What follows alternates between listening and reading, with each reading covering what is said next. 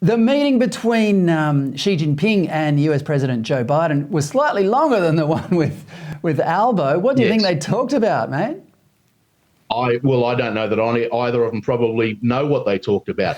Xi Jinping because he was being led by an interpreter, and Joe Biden because he probably wasn't sure where he was. Well, but do you think Xi Jinping is a little bit weakened, though?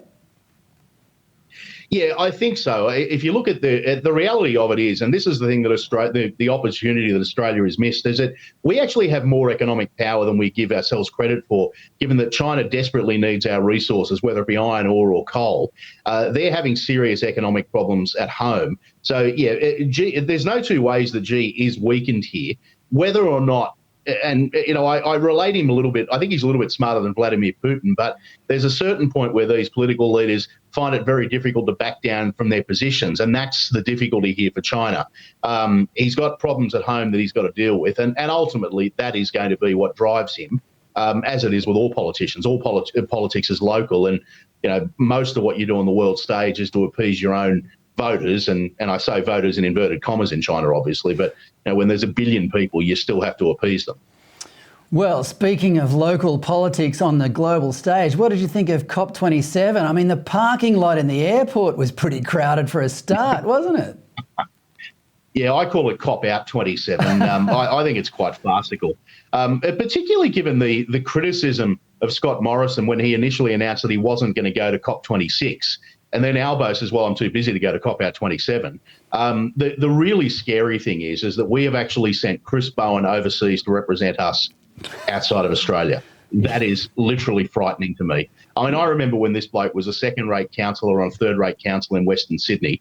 That's the only experience he had before going into federal politics. He has failed at every single portfolio that he's ever been involved with, and now we're sending him overseas to represent us. I mean, goodness sake. Yeah, it is frightening, I've got to say. Well, there's one other aspect of COP27 which didn't actually happen in Egypt. It happened 2 days before at Buckingham Palace in London. Now, you'll recall that when the former Prince of Wales, Charles, who is now king, became king back in October, he announced that he would be letting go of his political objectives and little projects that he had. But it turns out he hasn't, Stephen. He got not only some international diplomats and lobbyists into Buckingham Palace, but the Prime Minister of Britain also turned up, Rishi Sunak, for a side meeting about COP27 and Charles's pet projects. Now, this has serious consequences for Australia, in my opinion, because he promised that he wouldn't be political as a king, and now he is. What's your opinion?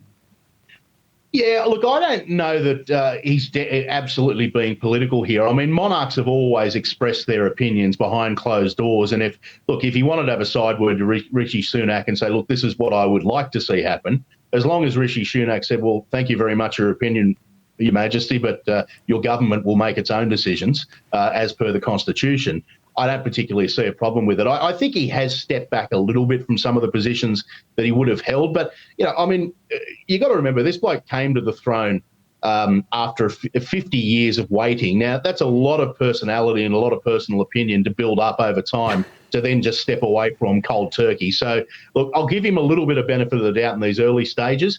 If it continues on, 12 months down the track, well, then, yeah, we might have a problem on our hands.